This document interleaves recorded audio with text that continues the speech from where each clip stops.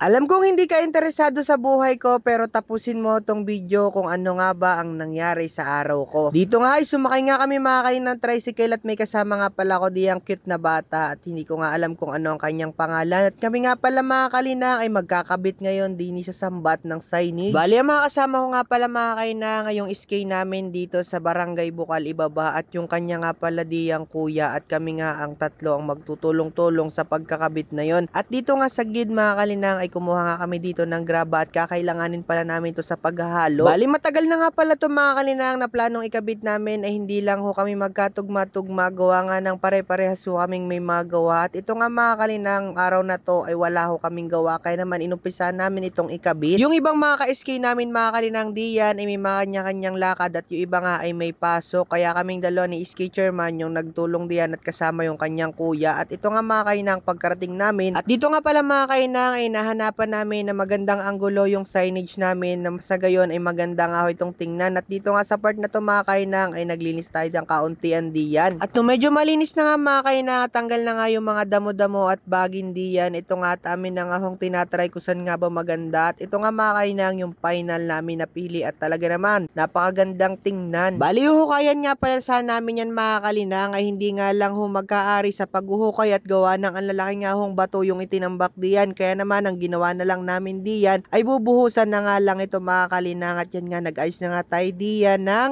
kanyang forma at yun nga yung kuya nga ni Iski ang nagagawa diyan at ako'y tamang taga-video laang. Dito nga mga kainang ay matapos ngang lagyan mga kainang ng forma at ito naman at mag-uumpisa na nga tayo diyan maghalo at ito nga pala ay umigib muna ako din nila ang sa may sambatan ng tubig nang sa gayon ay meron kaming gagamitin. Ay hindi nga ho napansin mga kalinang yung dala nga naming timba diyan ay butas pala kaya pansamantala ko muna tinigil ang pangadlo at ito nga pala tinahanda na nga ni Kuya Oslog yung hahaluin niya at ito na nga at nag-umpisa na nga siya diyang itaktak yung semento. Matapos niya itaktak mga kalinang ang semento ay hinalo niya na nga ito nang sa gayon ay parehas yung magkaroon ng semento at buhangin at yan nga pa ulit-ulit nyo lang kung hahaluin niyaan. At dito naman sa part na to mga kalinang ay kumuha na nga ako ng tubig at ito na nga at akin na ho tingnan naman yung ating timbang dala kitang-kita nyo talaga at nagatulo-tulo at umigib pa nga pala ako diyan mga kalinang at kulang pangaraw yung ating tubig. At makalipas ang ilang minuto mga kalinang at heto na nga at akin niya na nga hinalo-halo diyan ni Kuya Oslog at kukunin lang pala mga kalinang yung tamang texture ng ating halo at hindi naman pwedeng mapalambot at hindi rin pwedeng mapatigas nang sa gayon mga kalinang ay hindi ho maganda yon. At ito nga sa part na to ay may mga part nga na tuyo-tuyo at atin na nga humakain ng initsahan ng tubig na sa gayon ay mabasa at mahalo ho ng pantay. Pagkatapos naman mga kalinang noon ay naglagay na nga pala kami dyan ng graba nang sa gayon ay mas tumiba yung ating